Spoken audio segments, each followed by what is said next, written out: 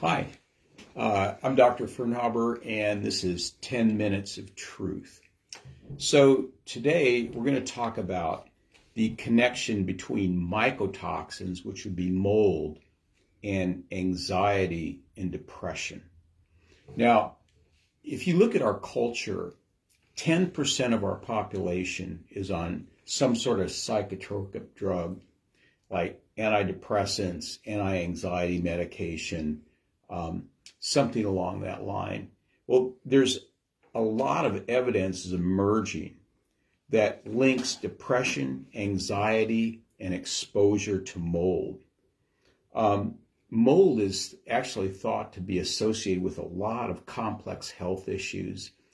And part of the problem is that it's rarely tested for. It's not tested for a lot, and it can be.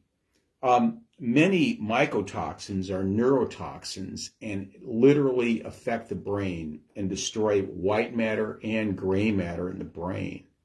And when that happens, it slowly destroys the cells that make dopamine and cause dopamine dysfunction, which can create psychological disorders like anxiety and depression. And these, again, disorders occur when cells in the brain that produce dopamine are slowly destroyed. Without dopamine, the nerve cells cannot send messages properly. So mold is a biotoxin, and it releases toxic gas and spores into the air, which can be absorbed through your breathing and through your skin. In fact, in 2007, Brown University, which is, as you know, is a very prestigious Ivy League school, did a study with over almost 6,000 people, and they were able to link mold, anxiety, and depression.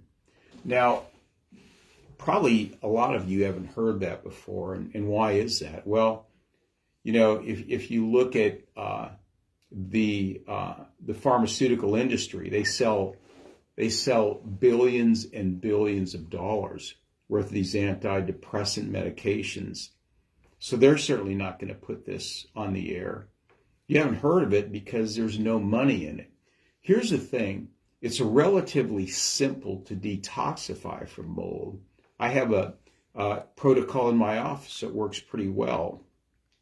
But it's really important to find out if you've got it or not, because these mold spores, they act as irritants, which cause the body to mount an immune response, and they can cause chronic and widespread inflammation throughout the body.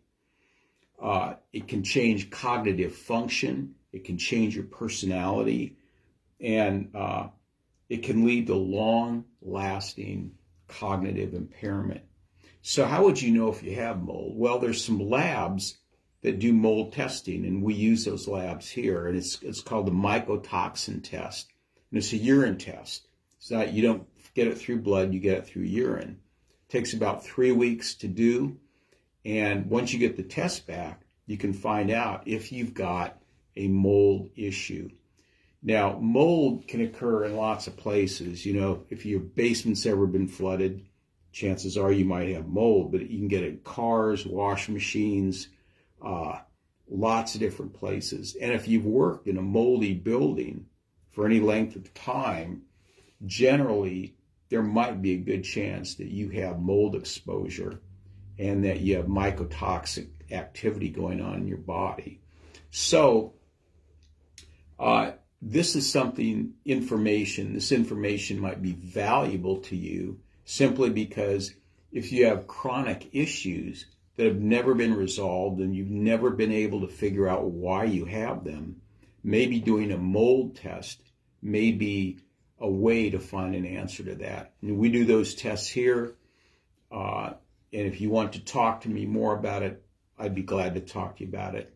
So that's all I have for today. Stay tuned next week for another issue of 10 Minutes of Truth.